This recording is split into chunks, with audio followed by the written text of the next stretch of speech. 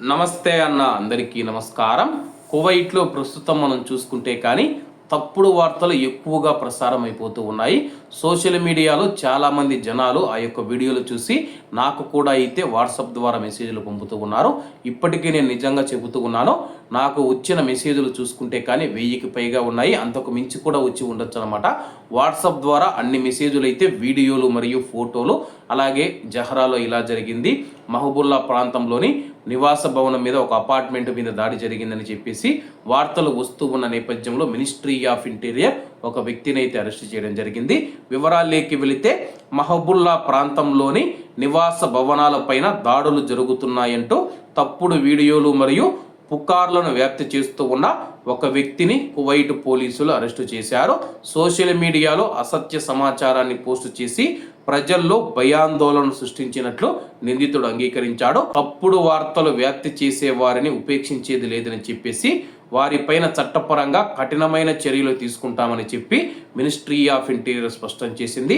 ప్రజలు కేవలం అధికారిక సమాచారాన్ని మాత్రమే నమ్మాలని కోరింది.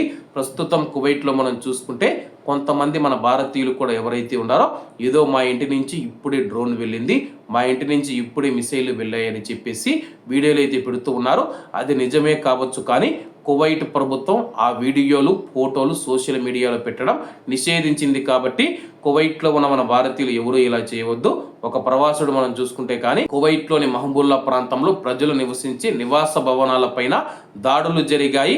అలాగే ఇక్కడ పరిస్థితి చాలా గందరగోళంగా ఉందని చెప్పేసి వీడియో తీసి సోషల్ మీడియాలో పెట్టాడు. ఆ యొక్క వీడియో వైరల్ కావడంతో మినిస్ట్రీ ఆఫ్ ఇంటీరియర్కు చేరిన తర్వాత వెంటనే భద్రతా దళాలు ఆ యొక్క అపార్ట్మెంట్కు చేరుకొని అక్కడ పరిస్థితులను గమనించి అలాగే అక్కడ దాడులు జరిగాయా లేదా అని చెప్పి నిర్ధారించుకొని అలాగే ఒక వీడియో పోస్ట్ చేసిన వ్యక్తిని అరెస్ట్ చేయడం జరిగింది.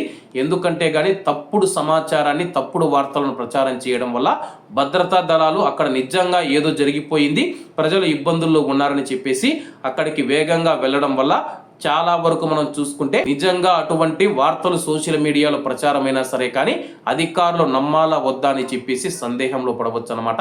కాబట్టి ఎవరు ఇటువంటి పనులు చేయవద్దని కోరుకుంటూ అందరూ బాగుండాలి, అందులో మనం ఉండాలి. అందరికీ నమస్తే అన్న, జై హింద్.